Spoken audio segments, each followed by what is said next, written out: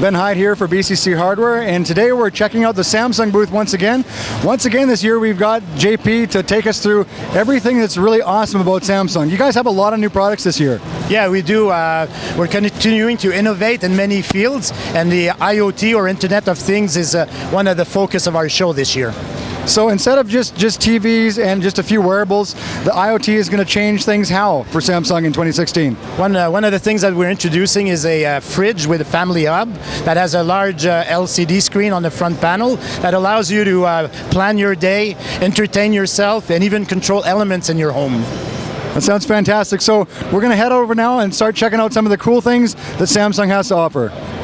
All right, so JP, we're here in front of your new TV line. You guys have got some interesting stuff and some evolution, I believe, coming into 2016. Well, for several years we've been talking about ultra high definition TVs, but when you talk about resolution, that doesn't really resonate into our consumers, except that if they're buying a large screen size. So what we've done is we've introduced SUHD TVs that not only makes the picture better in the means of resolution, but it also increases the color span of the TV or its range, making the TV, giving the TV the ability to match the color space of movie theaters.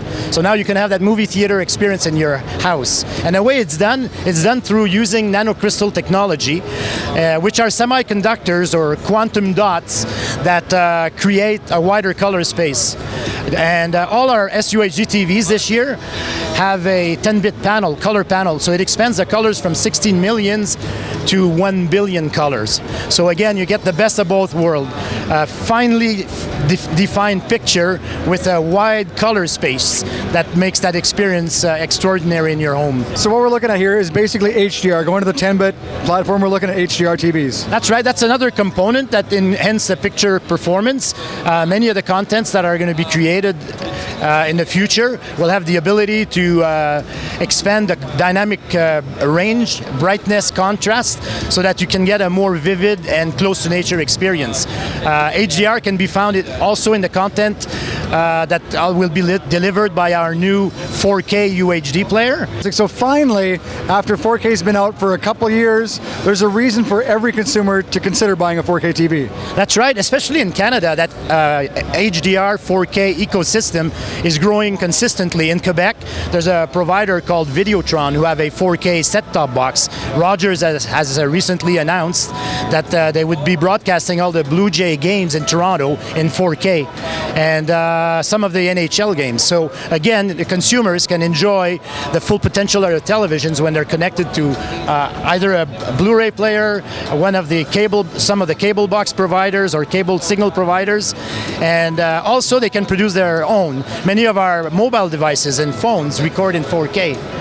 Absolutely. So that's great, because a lot of times what people have said, like, I need a new TV, I want to upgrade, but why would I spend the money on a 4K TV? Because I don't have a good enough internet connection for Netflix, which traditionally was one of the first companies to produce 4K content, but now we're finally getting to the era where 4K is every man's TV. There's also another element in our TVs that makes what you own already, maybe your Blu-ray disc, or if you're watching regular television, there's a component in our TVs, it's an upscaler that actually upgrades that content. That's a very important element, because you don't have to get rid of what you watch, because we know that for a time people are still going to be watching HD grade and broadcasts that are not 4K, but the TV does an amazing job of converting what you're watching today into near 4K quality.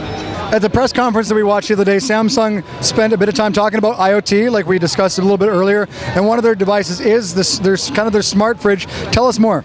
Well, and for many Canadians in the home, the meeting place is still the kitchen, and being able to have all the information that you need to start your day, to list your groceries, to post the kids' arts of work, or even to entertain ourselves, you could do that off the new Samsung Family Hub fridge. Which is incredible that the fridge, I mean, yes, it's more than just a food storage location right now. Now it's like you said, the family hub, like the smart hub of the fridge. That's incredible. That's right, and the fridge is Internet of Things compatible. So let's assume that our house is equipped with sensors and controllers. Before you go to bed at night, if you go to the fridge to get a glass of water, at the same time you probably could shut down the lights, secure the doors and the windows, just using the screen onto your television. The other way is maybe you're away and you won't make it home for dinner. You could probably stream a message from your mobile device to the fridge advising your wife or the kids where to find their next meal.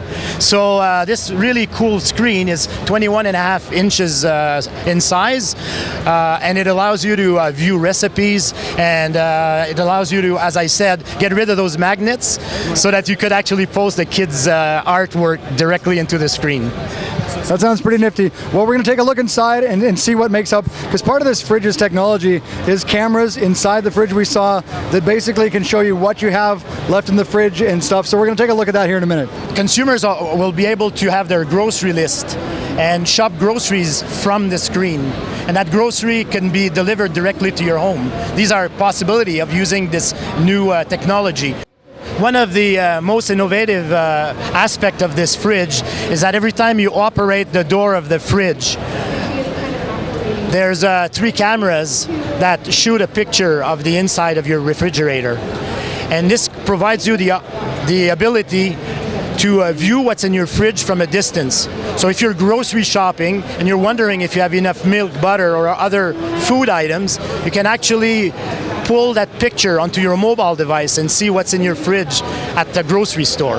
So that's really, really innovative, and it really simplifies the way you can shop for groceries and not having to go back to that store a few times because you forgot to order or buy some items.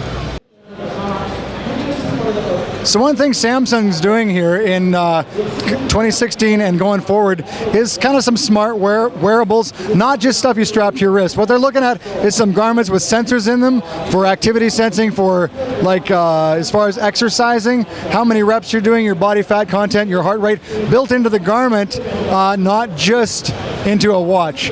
What also JP was talking to us a little bit earlier, one thing that's really nifty is more in the executive line of clothing, like in suit jackets and shirts and that sort of thing. They can put NFC sensors built into them that you can actually perform phone functions by holding it near the sensor. So let's say you're sitting there going to a meeting and you want to just quickly, not be looking awkward and silencing your phone through a bunch of buttons. You sit there, hold it up to your lapel, or even slip it into a pocket that has a sensor in the pocket and your phone silenced, or whatever function you want to do with programmable sensors. So Samsung's not just about TVs, not just about mobile phones, but they're taking that mobile and that Internet of Things far beyond what we expected 3 or 4 years ago and making 2016 the year of smart wearable everything.